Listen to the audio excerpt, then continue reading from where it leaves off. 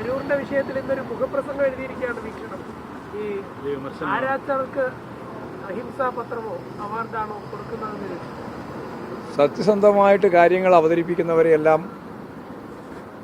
കേരളത്തിലെ കോൺഗ്രസ് എങ്ങനെയാണ് സമീപിക്കുന്നത് എന്നുള്ളതിൻ്റെ കൃത്യമായ തെളിവാണ്.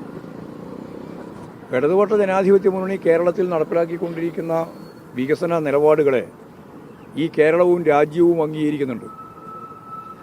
അതാണ് ഏറ്റവും പ്രധാനപ്പെട്ട. സംരംഭ പ്രവർത്തനത്തിൽ 2,90,000 വരുന്ന സംരംഭ പ്രവർത്തനങ്ങൾ ഉണ്ടായിട്ടുണ്ട്. 2.9 ലക്ഷം സംരംഭകരെ കണ്ടെത്താൻ സാധിച്ചിട്ടുണ്ട് എന്നും 7 ലക്ഷത്തിലധികം ആളുകൾക്ക് അതിൻ്റെ ഭാഗമായിട്ട് തൊഴിൽ ലഭിച്ചു എന്നുള്ളതും വസ്തുതയാണ്. ആ വസ്തുതയെ പരിഹസിക്കാൻ വേണ്ടിയിട്ടാണ് കെ സുധാകരൻ ഉൾപ്പെടെയുള്ള KPCC പ്രസിഡന്റും അതുപോലെ തന്നെ പ്രതിപക്ഷ നേതാക്കന്മാരും പ്രതിപക്ഷത്തിലുള്ള കോൺഗ്രസ് ഉൾപ്പെടെയുള്ള ആളുകൾ അതിൻ്റെ ഓരോ വക്താവും ശ്രമിച്ചുകൊണ്ടിരിക്കുന്നത്. സംഭവം കൃത്യമായിട്ട് കാര്യങ്ങൾ അവതരിപ്പിച്ച് സംസാരിക്കുകയാണ് അദ്ദേഹം ചെയ്തത്.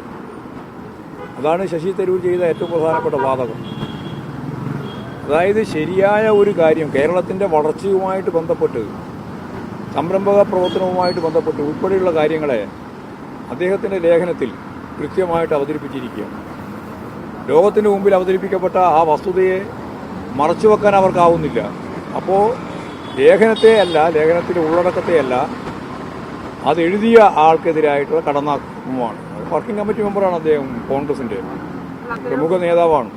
അദ്ദേഹം കൃത്യമായിട്ട് വസ്തുതരിച്ച് എഴുതിയിട്ടുള്ളതാണ്. അദ്ദേഹം അത് ശക്തിയായി പറയുകയും ചെയ്തു. ഞാൻ പിൻവലിക്കാനൊന്നും പോകുന്നില്ല, വസ്തുതാപരമായിട്ട് എഴുതിയിട്ടുള്ള കാര്യമാണ്, അതിനെ ഞാൻ അതേ അർത്ഥത്തിൽ തന്നെയാണ് കാണുന്നത് എന്ന് അദ്ദേഹം കൃത്യമായിട്ട് വിശദീകരിച്ചു. ഇപ്പോഴേ UDFൻ്റെ കൺവീനർ, അതുപോലെ തന്നെ VD സതീശൻ, അതുപോലെ തന്നെ സുധാകരൻ ഉൾപ്പെടെയുള്ള പാർട്ടി നേതൃത്വം മുഴുവൻ അദ്ദേഹത്തിനെതിരായിട്ട് തിരിയാണ്. വീക്ഷണപത്രം ഇന്ന് മുഖപ്രസംഗം എഴുതി അദ്ദേഹത്തിനെതിരായിട്ടുള്ള അതിശക്തിയായിട്ടുള്ള വിമർശനം ഉന്നയിക്കുകയും ചെയ്തിരിക്കുകയാണ്. ഞങ്ങൾക്കതിൽ ഒറ്റ കാര്യം മാത്രമേ പറയാനുള്ളൂ.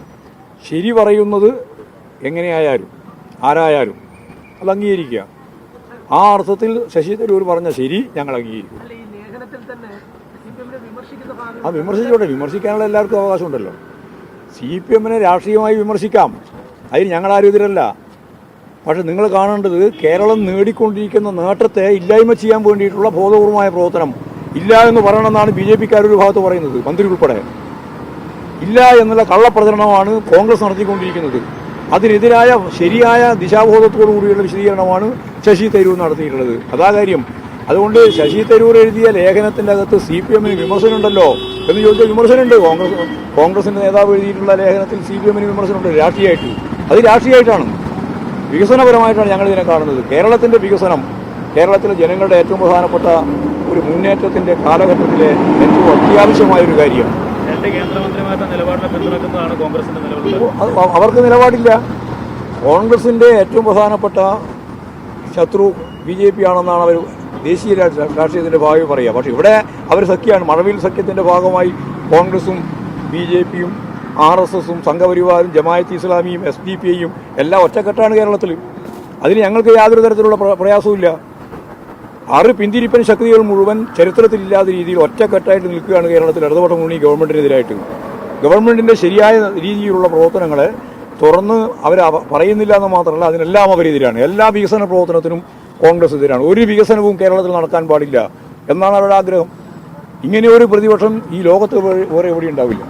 പ്രതിപക്ഷത്തിൻ്റെ ഏറ്റവും പ്രധാനപ്പെട്ട ചുമതല ക്രിയാത്മകമായ കാര്യങ്ങൾ കൃത്യമായിട്ട് പറയുക, അംഗീകരിക്കുക, നിലപാട് നടപ്പിലാക്കുക, ശരിയെ അംഗീകരിക്കുക, തെറ്റിനെ ചൂണ്ടിക്കാണിക്കുക. ഇതല്ലേ ജനാധിപത്യ സമൂഹത്തിലെ പ്രതിപക്ഷം. അതല്ല ഇവിടെ ചെയ്തുകൊണ്ടിരിക്കുന്നത്.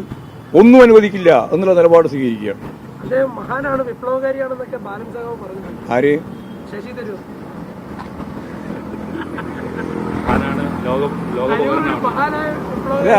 ശശി തരൂരിന്റെ ലോകത്തെമ്പാടുമുള്ള ഒരു ബന്ധം നമുക്കെല്ലാവർക്കും അറിയുന്ന കാര്യമാണ്. അതുകൊണ്ട് ആ രീതിയിൽ പറഞ്ഞൊന്നും മാത്രമേ ഉണ്ടാവുള്ളൂ. അതായത് അദ്ദേഹം എഴുതിയിട്ടുള്ള നിരവധി പുസ്തകങ്ങൾ, വളരെ പ്രധാനപ്പെട്ട എഴുത്തുകാരനാണ് അദ്ദേഹം.